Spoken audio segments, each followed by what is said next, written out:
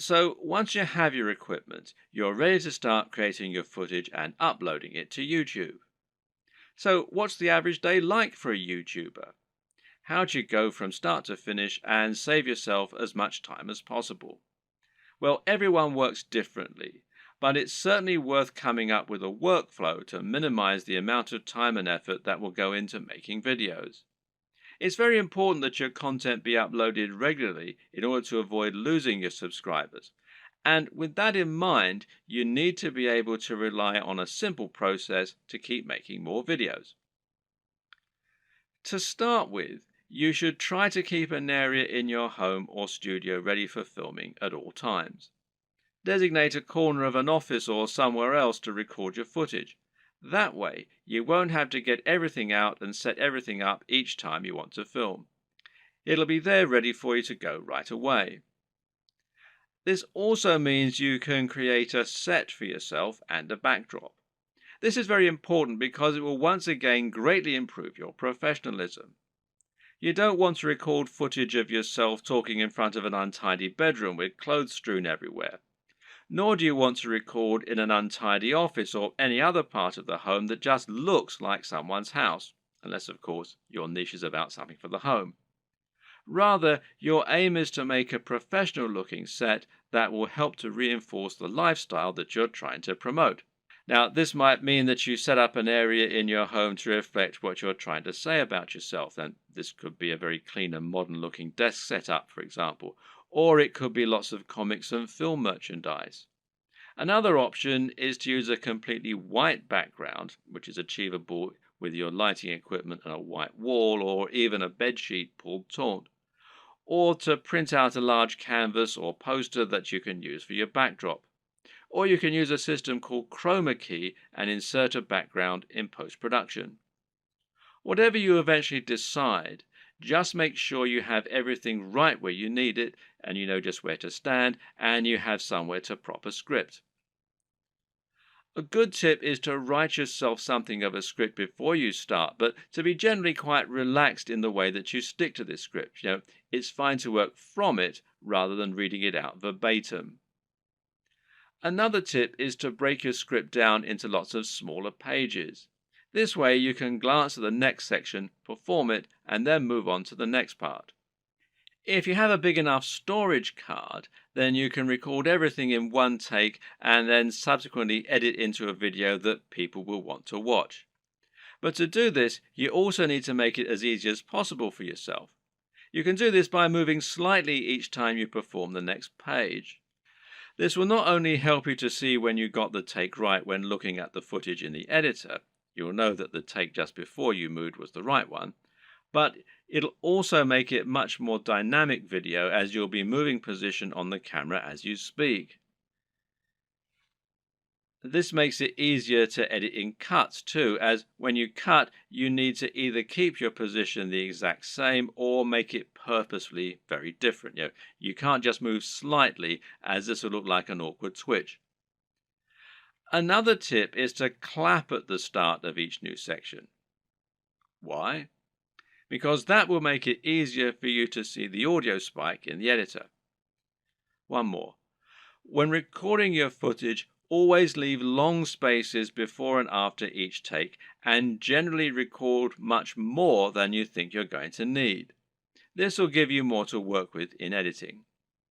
You should also set up your mic separately, remember, and if you're using a lapel mic, then you just need to plug in your phone and slip it in a pocket while you perform your shots. You can do this all in one take as well. Now, depending on the nature of your video, you might need to record some extra footage as well that you can use as inserts. A long video of someone talking is not normally very engaging, which is why you'll want to switch it up often with clips of other videos or with images. One way to do this is by collecting a B-roll. Now, this is insert footage of the product you're reviewing, of your location, or of anything else that is related to your subject matter. The way you'll then use this is to have your audio running continuously in the background and then switch the footage of you speaking for footage of your products or of the environment. Collecting B-roll is a definite skill and will involve using the tracking head and tripod as discussed earlier.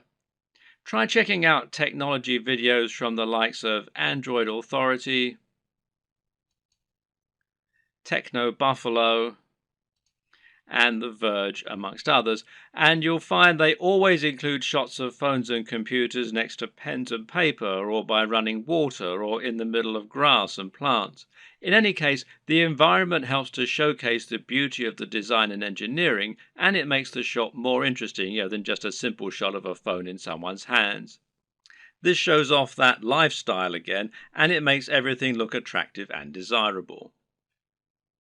Once again, you can always record more than you think you're going to need. You'd be surprised of just how quickly you can run out of B-roll while talking, so get as many shots as you can possibly think of. You can also use other types of insert footage. For example, you might want to use footage of yourself working out while talking about fitness, or you might want to use clips from other YouTube videos, being careful about copyright, of course.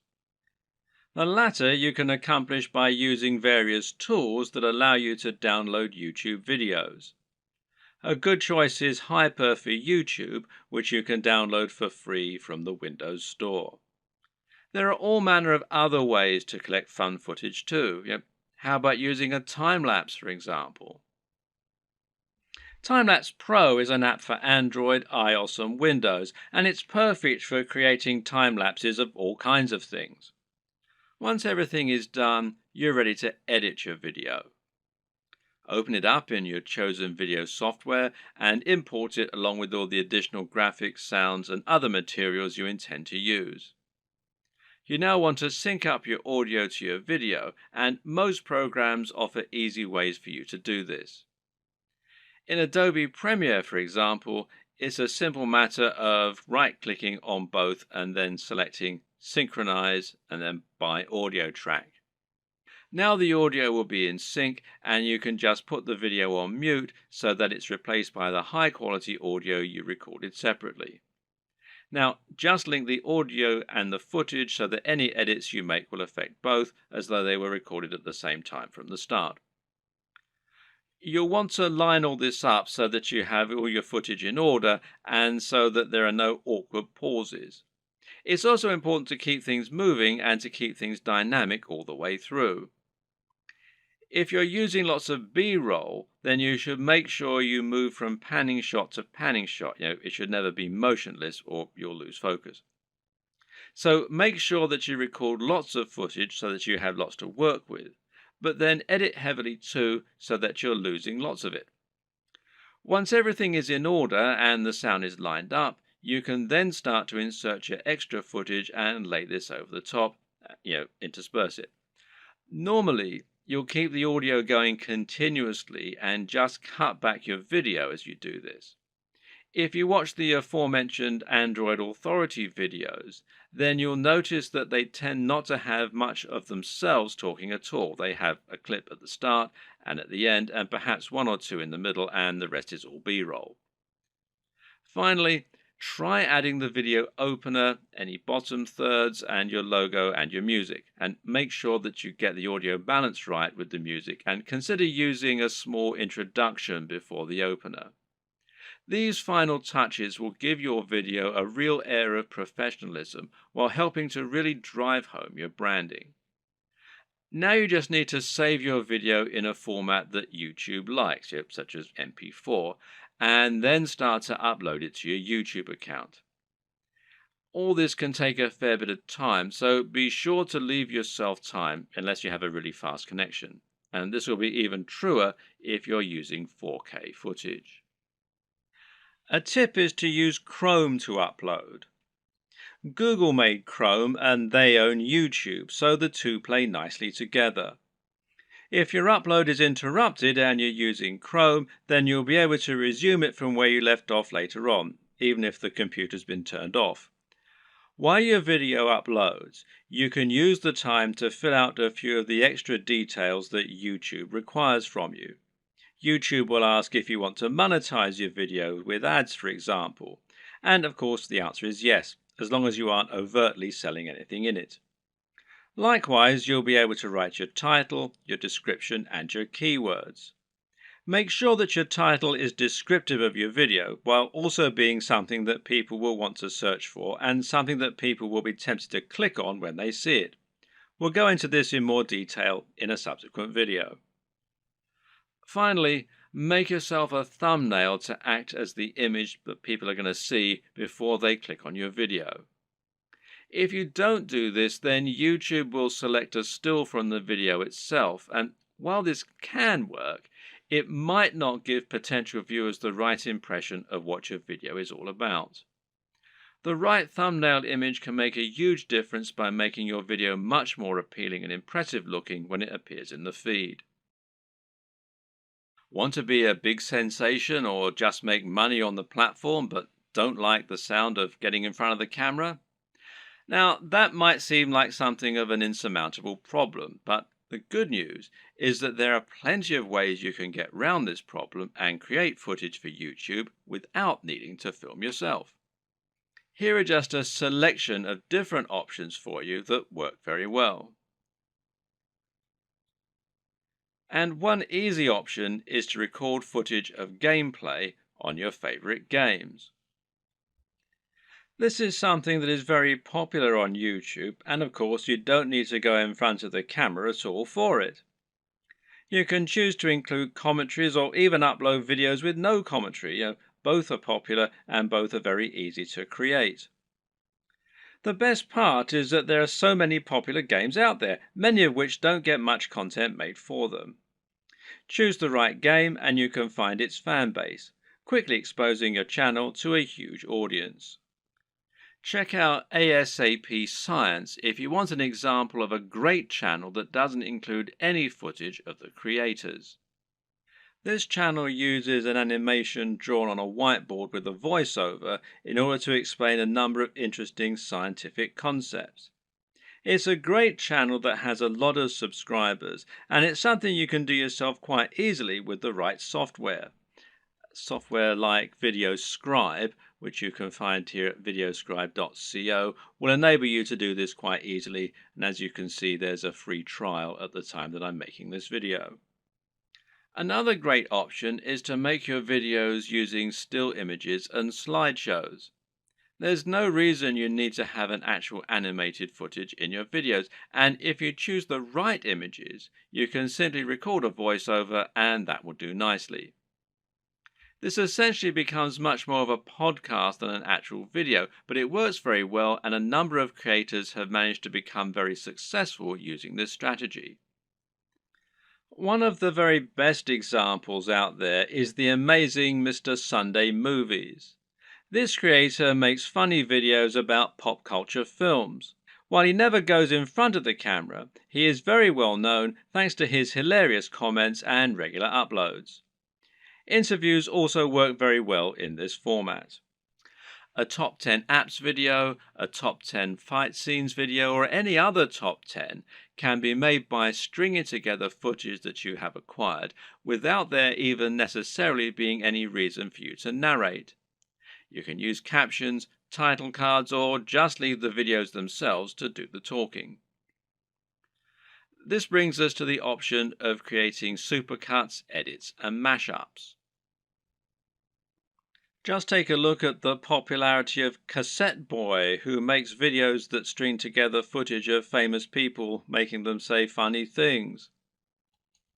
Then there's the incredibly popular Cinema Sins that cuts together mistakes in blockbuster films and then points out the mistakes they made in editing, etc. Another great example is People Are Awesome. These are simply montages of people doing incredible stunts. As long as you make sure you're okay to use the footage you choose, there's no reason that you can't make similar montages yourself. Tech tutorials in particular are very easy to make with no need to go on camera. This is because you can make them by simply using screen capture software on your computer. There are plenty of great tech tutorials that work like this, including tutorials for programming, for using certain software, or for solving computer problems. Cat videos are huge, and if you have a willing cat, then there's no reason you can't set up some funny videos yourself. Likewise, there's nothing to stop you making funny videos of dogs or other animals creating elaborate structures and knocking them down, or otherwise using objects if animals and the environment are to be the subject of your videos. One very popular YouTube channel is the Slow-Mo Guys. These guys bought a super high-speed camera long before they were commonplace and used them to film all sorts of things in slow motion. For example, they might film a bullet going through a watermelon, a water balloon, a firework, or someone getting punched. All these things they did with themselves being on camera, but there's no reason you couldn't do something very similar with no need to go on film yourself. Even a product review can be conducted entirely without you making an appearance on screen using only B-roll.